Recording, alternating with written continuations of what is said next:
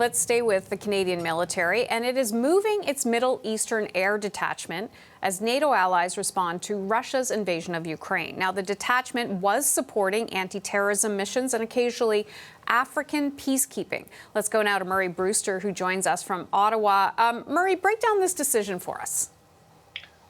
Well, Hannah, the Canadian military has had two C-130 transport planes assigned to Operation Impact for a number of years. Now, those planes helped out with anti-terrorism operations against the remnants of the former Islamic State, but at the same time, they also helped support peacekeeping missions in Africa.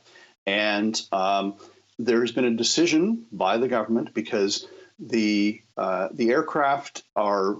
There's only a limited number of big transport planes like the C-130s, and with the war in Ukraine, Canada has been a big player in terms of moving equipment, supplies, and ammunition to help the Ukrainians fight off the invasion. They've been flying those aircraft into Eastern Europe, and then the supplies are driven across the border into Ukraine.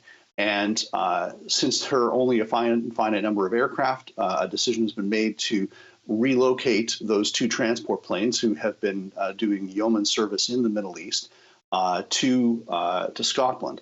The Chief of the Defence Staff explained the decision to us yesterday.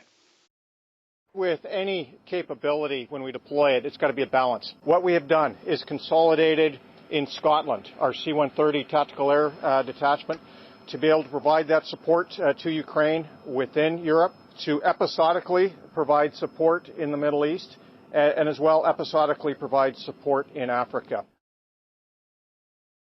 So those aircraft have been relocated. We also know that from flight tracking data that Canada's surveillance aircraft, the CP-140 Aurora, has been conducting anti-submarine missions over the North Atlantic, flying in roughly the same areas where the C-130s are going to be based, and that's significant because it's an increase in the contribution to NATO. Murray, talk about the significance of all of this. You talk about the contribution to NATO, but what else? Well, it's significant, Hannah, in the sense that Canada made some pretty big promises to the United Nations where peacekeeping was concerned, because these cargo planes are for countries that have militaries that can afford to spend the money on it. And when Canada recommitted to peacekeeping in 2017, it said it was going to be making smart pledges. And among those smart pledges was the use of C-130 transports, tactical transport planes, to help countries that don't have these type of aircraft to move their troops around during peacekeeping missions. It was one of the big high-profile promises. And now, how often those aircraft have been used by the United Nations is up for debate. But it's significant because the key word in what the Chief of the Defence Staff said is episodic, and how often they're going to be used by the United Nations and to support peacekeeping missions remains to be seen. Okay, Murray, great to chat with you as always, and you can read more on Murray Brewster's story online at CBC.ca. Thank you.